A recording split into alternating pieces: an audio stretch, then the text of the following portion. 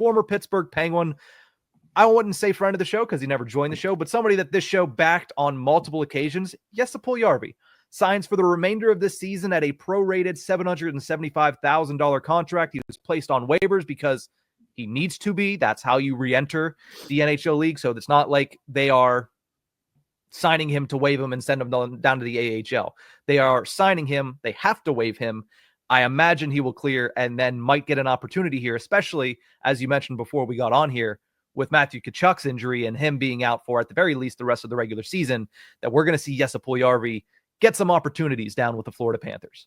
He's going to get some cracks at the lineup. He's going to get some ice time in. Maybe he'll play a few more than 10 minutes a night or whatever he was getting in Pittsburgh. We'll see how he does in that system with that team and with those guys that are hungry to repeat. There's no doubt about that. I mean, they have a very good team, very talented team, even without Tkachuk in the lineup. That's a team to keep an eye on out of the East. Like you also briefly said earlier, there's no real standalone favorite, it seems, in terms of a deep cup run. And the Panthers just coming in as the reigning champions with that sort of momentum. Maybe they have another round or two in them, and who knows how much help Jesse Puljujarvi has. He hasn't really had playoff experience. I can't remember how much he's played, if any, with Edmonton.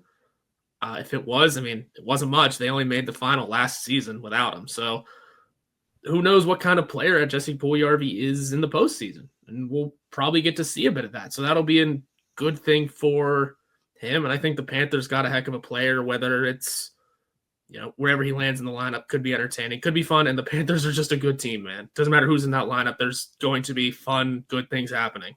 In his career, Jesse Puljujarvi has played in 27 Stanley Cup playoff games, has 3 goals, 3 assists in that time. 2 of those years with Edmonton, and of course, Carolina. 2023, he played in 7-game series for the Carolina Hurricanes. So he has a little bit of experience there. And here's the thing. It's not like we haven't seen it. And I understand. Preseason hockey is preseason hockey. But he wasn't just good in the preseason for the Penguins. He was dominant in the preseason for the Penguins. And that carried over through certain stretches in the regular season, and then his opportunities started to kind of come and go under Mike Sullivan and the Pittsburgh Penguins. I think that if you give him some consistent timing here, which, again, banged up Florida Panthers team, they might have to throw him in there, especially because they're in a position right now where they're not really in danger of falling out of contention for the playoffs and probably not falling out of the top 3 in the Atlantic Division. I think that he could get that consistent playing time with the Florida Panthers. And if he does, there's a chance it all clicks. This is a guy that has always been kind of seen as he does everything leading up to the goal very well. It's just finishing that he struggles with.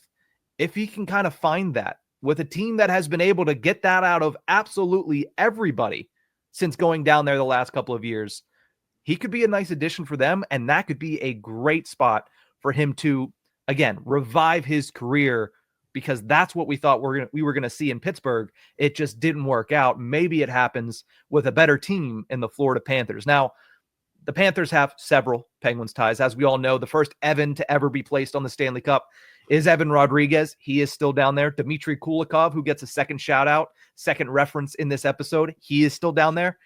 And Patrick Hornqvist is a scouting consultant down there. So a lot of Penguins ties, especially now that you add Jesse Puljujarvi. Happy for him, because this is a guy that we kept saying, man, we wish he got more of an opportunity in Pittsburgh. Why don't they give him an opportunity in Pittsburgh? When he was cut, or when, I guess you can say it, cut, placed on unconditional waivers for the purpose of termination, only the NHL would have a convoluted name for cut. Mm-hmm. But when that happened, we both said, I hope he lands somewhere that's going to give him an opportunity. That's really what we want to see.